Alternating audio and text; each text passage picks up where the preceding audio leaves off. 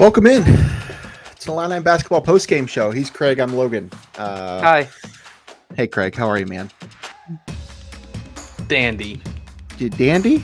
That's great. That's great. Illinois goes on the road and loses at Maryland. 71-66 was the final. Plenty of things to talk about. We'll get into it here quickly. As always, if you're new, thanks for joining us. If you're not new, welcome back. Like, share, subscribe. If you're on YouTube, go ahead and hit a like. Get in the comments section. We will be monitoring the comment section and getting you guys involved with your questions, comments, concerns, anything like that. Like, share, and subscribe, as I said, on the YouTube page. If you're watching on Twitter, welcome. Head on over to YouTube, too, if you haven't done that as well, and join the conversation there. So he is Craig Choate. I'm Logan Lee, and we are from No One Asked Us. All right, let's just get this thing started. I will be honest. This game was... I was pleasantly surprised by the result. I know this was still a loss. This is a 5-point loss. I wasn't sure what we were going to see from this team coming to this game, and especially early on in this game too. They had a lot of fight. They showed a lot of fight, and they made me really optimistic for what's ahead once we get into the heart of the Big Ten play, because this was obviously the first game of the Big Ten schedule. They'll play one more against Penn State next weekend, and then the rest of those will start in January. We saw a lot tonight, I think, and we'll get into some of that.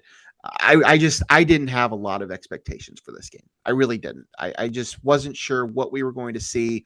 My thought process was similar to the Vegas situation. I would have been happy with a win in the next two games. I wasn't sure if we were going to get it, and I'm still not sure we're going to get it, because I'm not sure that's going to happen on Tuesday either. But they did show a lot of fight, so I think there's something to take away from that for sure. 71-66 is the final. Craig, opening thoughts from you. How do you feel? I had this thought. I was actually in Champaign today for work, and I had this thought during the drive, thinking about the game tonight. And I expected a loss.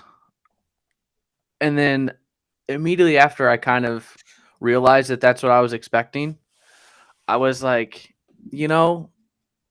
honestly, it feels so nice to be in a situation where we can expect a loss and it not change our outlook of the season. Yeah. Does that make sense? No, I agree. From 2014 to 2019, I think every Illinois fan was like, we have to win these games. We have to win this game. If we want to make the tournament, we have to win these games. But the program's in a place where that's not necessarily true anymore. You can afford to lose games like this. Brad Underwood has never won a game at Maryland. No, and that is why I expected a loss, is because Illinois has never played well there. Illinois has never played Maryland well in general, even in Champaign. Maryland's the kryptonite. Maryland is the kryptonite, and Maryland came in super hot, one of the hottest teams in the country.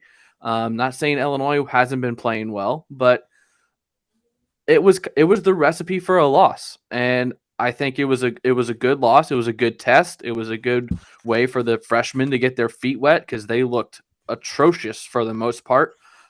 First experience in a hostile, true road environment, and could this kind of equate to the Indiana football loss, because Indiana was a trash football team. Maryland's a pretty good basketball team, but a loss early in the season that propels you later in the season. I think it could do a lot of good for specifically Jaden Epps, Ty Rodgers specifically, because both of them looked pretty bad tonight. Yeah. No, I agree. I think it is something that you do build off of. As we said, Brad Underwood has never won in that building. And this is an Illinois program that has won a Big Ten title or been a number one overall seed in the tournament the last two seasons. So clearly it's not a requirement that you go in and win this game. But as I said at the top of the show, I think they showed a lot of fight. And I think that really goes a long way, because this team was dead in the water in the first half. And I don't know what clicked. Things seemed to change when Terrence Shannon broke his face. I don't know what happened there, but things kind of turned the corner for him. But you know I what? said this game. I said, "quote This game's over," when it was 55-45, and I think they tied the game at 57. Yeah. Like they went on a 12-2 Yeah. run from there. And that's number one. That's the no, I didn't put it number one. I put it as my good. So coming up in our rundown, I put this as my good. But we'll get there. Go over some of the stats real quick from the Illinois side. Terrence Shannon, the leader in points for the Illini. Did he lead all scorers? No, he did not. No. He did, yeah. Terrence Shannon, 19.7 rebounds, 3 assists. Coleman Hawkins, 16.7 boards, 4 blocks. RJ Melendez, 13.7 rebounds, 2 blocks, and 3 steals. RJ had a pretty nice game. Those are the only 3 Illini in double figures. The next highest scorer was Dane Danger, who took a while to get going, but he finally scored some points down the stretch. He had 8 points and 5 rebounds. That was pretty much all the production from the Illini, and we'll get to that in a second. We'll go to the key 3. First thing here, Maryland controlled this thing from the beginning. The Maryland crowd was an absolute ruckus. For better and for worse. I think we can talk about some of the negatives too from the crowd. I don't know that was worthy of putting it as my bad, but there was some dirty language coming from that student section. But no, Maryland controlled the strength from the very beginning. The fact that Illinois was that they even tied this game as late as it was, and that it was only a 5-point finish, I think says a lot about the way the team fought, because Maryland really controlled the game from the get-go. Oh, sorry. Yeah. Yes. Are you monitoring your social media? Well, Deion Sanders is taking the Colorado job, so I was kind of. Craig, we're not here to break news, man. Okay. Maryland controlled from the tip. Wow. Yes, and I like I said in my first thought, I expected that. I mean, they were hyped up for this game. There was a near sellout SVP in the crowd. I mean, if you watched the game, you saw all the people. Gary Williams back in the house, Mike Loxley in there, their Gold Rush. I mean, it was the recipe for a hostile environment, and that really rattled Illinois to start, I think. And second half they came out and they battled it well and came back and tied the game. Did we ever take the lead? I don't think Illinois ever led this game. If they did, it was very brief. We led early because we were up 14, 11 early, but never got the lead back after that. That was the last lead. So, I mean, it was hostile. It was good for the team, but Maryland brought it. They Hummel said on the broadcast how raucous it was, and it definitely impacted the game. Yeah, it was. I mean, that was the first real road test for this team, and as young as this team is, it was good that they saw it, because they're going to get a lot more games like that as we get into this Big Ten schedule. Speaking of some of those young guys, the bench production tonight, as I mentioned, Illinois had basically 3 guys do most of the scoring, and those are the 3 most veteran players on this team, shy of maybe one other one. The Illini bench tonight scored all of 10 points. Not really what you want. What was how many points did Maryland's bench score? They only had 8. So the differential wasn't all that great. But regardless, 10 points from the bench. That's not ideal. But again, a lot of those are the freshmen who we've talked about did not look great. You could tell that they were freshmen, played in their first true road Big Ten test today, because they looked the part. The absolute zero. I mean, there was zero production from the bench. Yeah, Sincere Harris was not healthy. He had a limp. Noticeable limp. He only played 5 minutes. Jaden Epps was in foul trouble from the time he set foot on the court. He had 3 fouls in this. I think he had 3 fouls in 4 minutes of play in the first half, maybe. And so he only had 10 minutes total. And Ty Rodgers I expected a lot more from him. He's not contributing much of anything to this team right now. 9 minutes. The only stat he has 1 rebound and 1 assist, and he missed 1 shot. Just non-existent from Ty Rodgers. So Danger is the only suitable bench piece. Not just today. Well, I guess today, yes, because Today, yes. Jaden and has Sincere have been playing well. Yeah. But today it was a 6-man rotation, and you just can't have that. Yeah. You can't have that on the road in the Big Ten. It was things need to change. Something needs to change with the bench. You need more than Epps and Danger to beat teams on the road. Yeah. 10 points from the Illini bench. 8 of those came from Dane Danger. So the other thing here, once again, second game in a row, 3-point shooting. Like it was bad tonight. 5 for 20. Terrence and Shannon, 2 of those, yes, were Coleman hurling up threes. That's what I was going to say. From 50 feet. Yep. With 0 time on the shot clock. That's what 2 of them was. So legitimately, they were 3 of 18 because those 2 are just lucky threes. And then Terrence Shannon airballed 2 or 3 of them.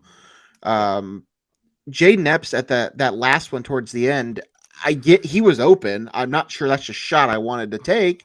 He was open and he can't shoot, so I can't be fully mad at him, but that was not the shot I was hoping for.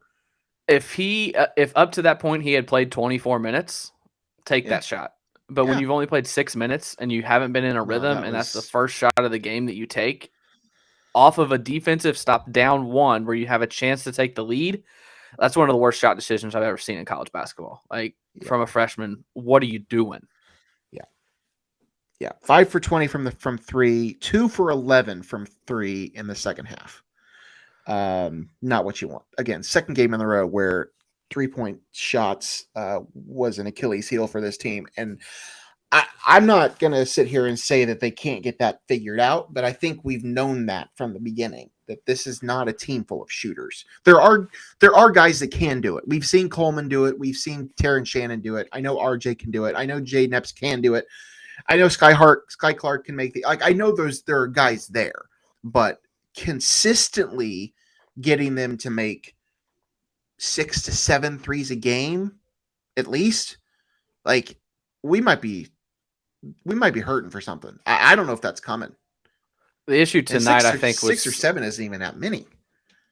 Was the selection of a lot of them. They weren't open threes. They weren't coming out of sets. They were at the end of the shot clock where you have to get something up, which the offense was concerning tonight. I didn't see a lot of offense that we had seen the first 5-6 games of the season.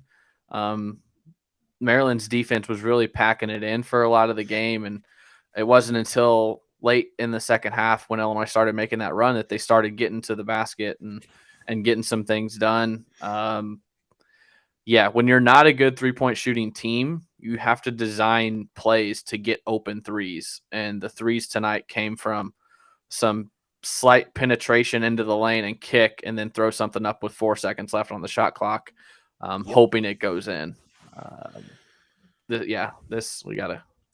RJ was the only. We've said it. There it is. We've Luke said Goody.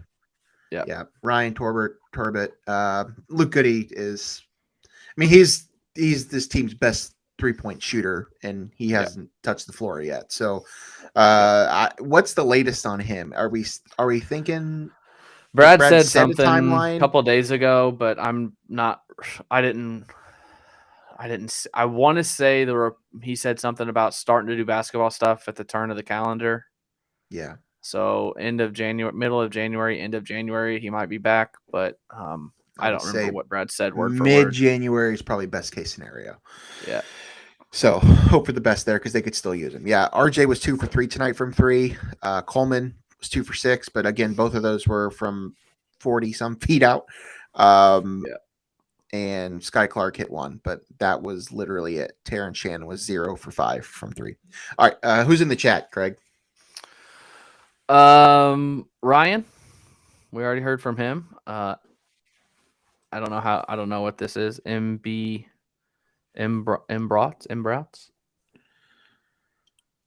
Offense Yep. plays that Often. would have taken lead, or exactly what is wrong. There's no go-to guy. Yeah, I mean Yep. Terrence Shannon Jr. is that, but he was obviously not 100% after the beating he took today. No. So yeah, there's no Io, there's no Trent that you can trust with the ball in their hands yet. No. Um, I mean, it is Terrence Shannon, but he wasn't at his best tonight. I was thinking when everything's clicking, Illinois' got a pretty good 1-2 punch with Terrence and Coleman, but not everything was clicking tonight, especially from Terrence. I say that, but he still had 19 points. So yeah. Clearly he was doing some things right. He was 5 or 6 from the free throw line. He attacks the basket well. He gets in there for offensive rebounds. He does a lot of good things. But this team doesn't seem to have quite that IO or that Trent Frazier like we've had in the past. I think it will be him, but I don't think we're quite there yet with him. So he's never really had to be that guy either. So we're asking, I think he's capable of it, but yeah. Anything else in the chat you want to go to before we move on? Yeah, just a little motivation for you here, Logan, from Purple Matter. And all forget about what happened yesterday and stop worrying about tomorrow and be thankful for the gift God gave you on this fine day. That is beautiful. That's really what I needed after this. So whoever you are, wherever you're coming from, whatever bot you might be, thank you. Thank you for that. Brad is in post game right now, I guess, and said, quote, "This one will eat me up," end quote, because he didn't sub out Dane, so they couldn't 5-way switch on the last 3.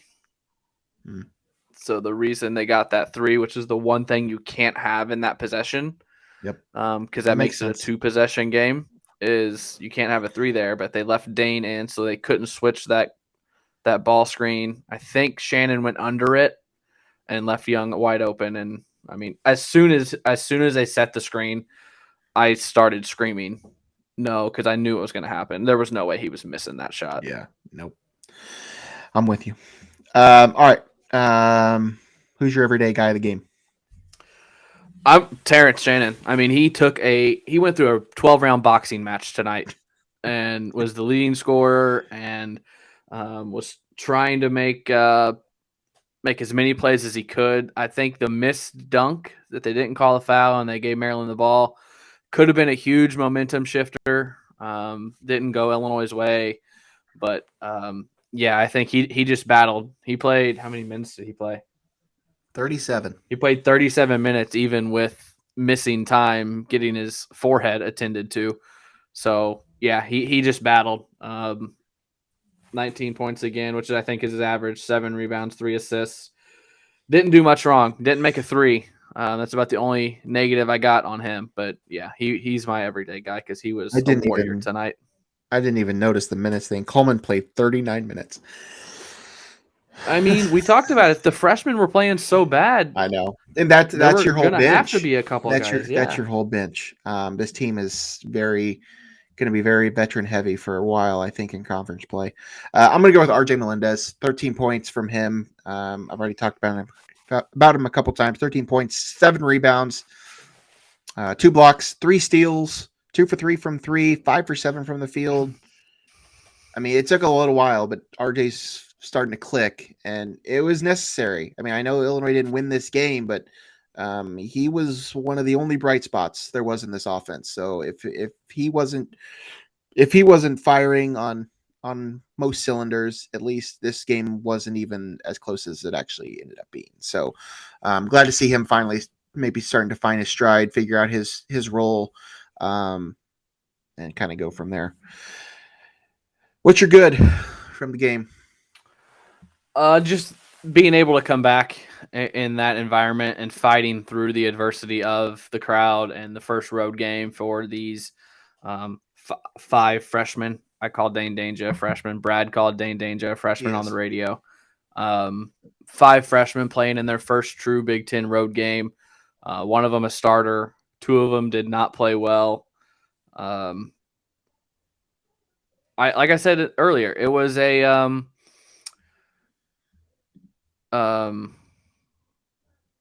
what was I just lost my train of thought because we got a comment and I was trying to read the comment. Yeah, just the fight. It was a hostile environment on the road in the Big Ten, and I was just it was a 10-point game, 55-45, and I said this game's over. And then they came back and they tied it and had the chance to take the lead and battled till the end. I mean, both of the Illinois losses this season, did they have the lead against Virginia at the under 4? They did. I think so. Yeah. I think they had the lead, and this one they were tied at the under 4, and you just couldn't pull them out. And it's a young team. It's going to come, but right now it's a good loss, a learning experience. So I was happy with the fight and happy with the comeback. And you're good? Or you bad? Was not impressed with the defense. Yeah. We touched on the 3-point shooting, but I was not impressed with the defense. I don't have any specifics of why. I just felt like Maryland was doing a lot of what they wanted to do. They were bullying guys. A lot of times it was probably the switching scheme because they would switch and Sky would get stuck on Dante Clark and he'd just take him to the post. And I think he scored on him multiple times down there. So I think Maryland just had a good scouting report on the switching defense and exploited it, and it didn't work. And maybe you should have gone to something else or tried to catch them off guard with something. But I wasn't impressed with the defense tonight. Yeah, I agree. For me, the veterans, for the most part, 3 out of 4 ain't bad, I guess. Stepped up, really could have used the 4th. Matthew Meyer still non-existent on this team. But, your 3 leading scorers are all your most experienced players for the most part. So it was nice that, the 3 of them stepped up here because obviously for my bad, the freshmen weren't there. Sky Clark at least scored 6 points, showed up a little bit, he still looks confident. He looked confident the whole game. But we already talked about this? Sky Clark. Sky, yeah. I mean, Jaden got into foul trouble as soon as he stepped on the court. Sincere was not healthy, and you could tell that.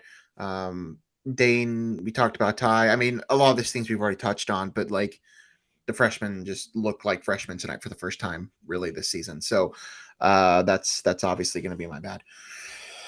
How about the chat? Anything else you want to point out?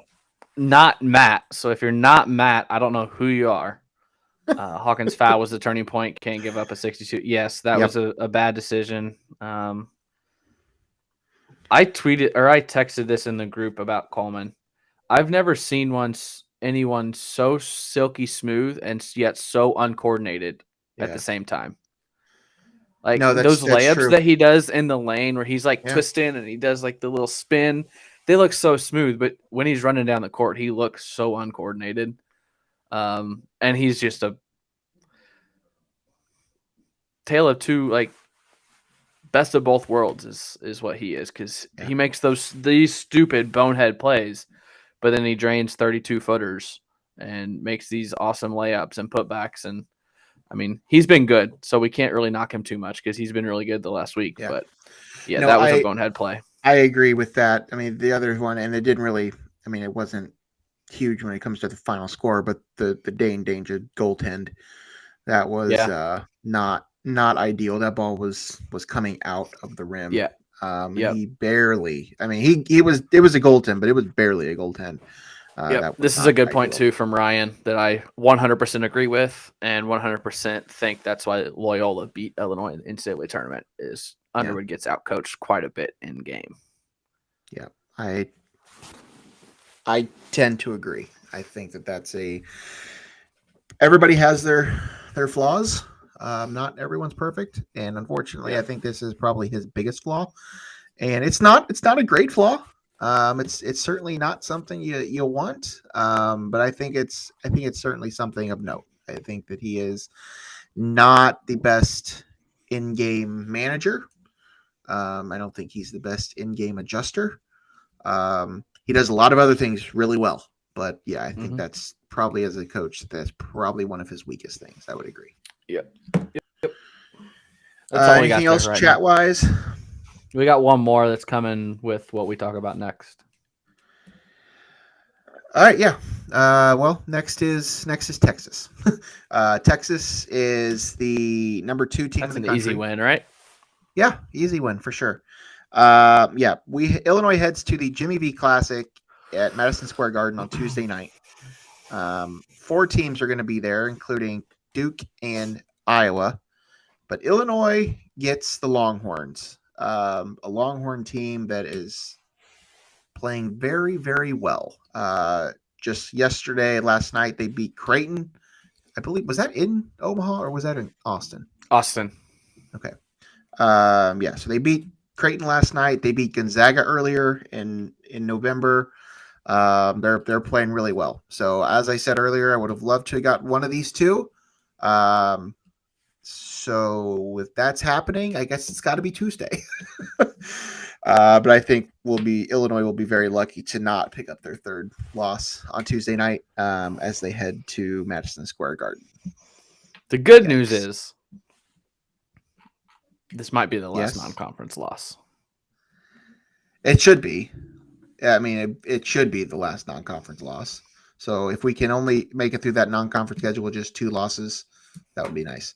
Yeah, Ryan feels like Texas is going to beat the brakes off this team. I agree. And then, the concussion protocol for Terrence. I think that's certainly something to be concerned about.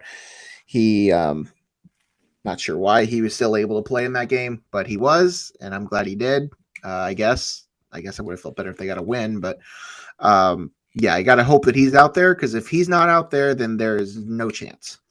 Brad told Derek Piper that he's getting stitches. That's all that he said. We'll see. Yeah, got to hope that Terrence is out there. Otherwise, there's zero shot for this team to win on Tuesday, I would have to say. But this is a talented Illinois team. So I don't want to put that. I don't want to just dismiss this game. I mean, Texas is good, but I don't know that they're unbeatable by any stretch of the imagination.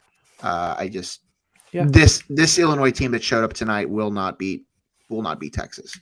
The team that shows up against UCLA could beat Texas very well. I thought this somewhere in between the 10 points they were down where I said this game's over, and when they tied it, somewhere in between there, maybe with like 5 or 6 minutes left in the game, I was like, Illinois played the worst they played all season, and it's a 4-point game on the road. Like, I think that says quite a bit. I don't know what the crowd's going to look like, but it's not going to be necessarily a road game. So yeah, you're not going to have the 17,000 screaming, cursing Maryland fans coming at your neck. So the freshmen might have a little less pressure, but it's still the Garden. It's still Texas. So I would assume there will be more Duke fans than anything. And I would also assume that the Duke fans would root against Texas, because Texas is number 2 in the country and all that. Probably. So maybe they're on Illinois' side. I don't know. I would expect there to be more Duke and Illinois fans than the other two. So there will be a lot of not so much a road game. Another tournament, another thing, another game where there will be a lot of orange in the stands. My OCD is kicking in that my windbreaker is a different shade of orange than our background. Yeah. It's a little bit of my OCD here. Should probably get that fixed.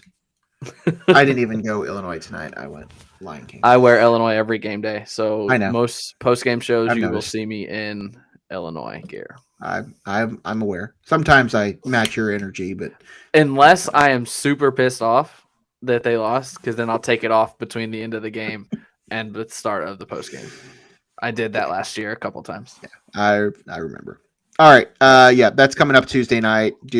Texas, Madison Square Garden, Jimmy V Classic. Tip-off is 6 o'clock Central Time, 8 o'clock or 7 o'clock Eastern Time on ESPN. Anything else, Craig? No, I'm tired. What's going to ruin your night more? Illinois losing this game or Ohio State making the playoff? I want Ohio State to make the playoff. As USC is getting their butt kicked against Utah. I want Ohio State in. Over USC? You've been very much adamant for USC making the playoff. Yeah, but if Ohio State makes the college football playoff, Penn State goes to the Rose Bowl, and that opens up another spot for a Big Ten team to get a better bowl. So Wow. Illinois could get a better Okay. bowl by Sure. Ohio State and Michigan being in the playoff. All right. That's one way to look at it. See you in Orlando or Tampa See ya. or Nashville. I'm not going. All right. That's going to do it for us. He's Craig. I'm Logan. Final score from Maryland. Terrapins 71, Illini 66. We will be back for a regular show on Monday, and then we'll do another post-game show after the Texas game on Tuesday night. Until then, ILL. Horns down.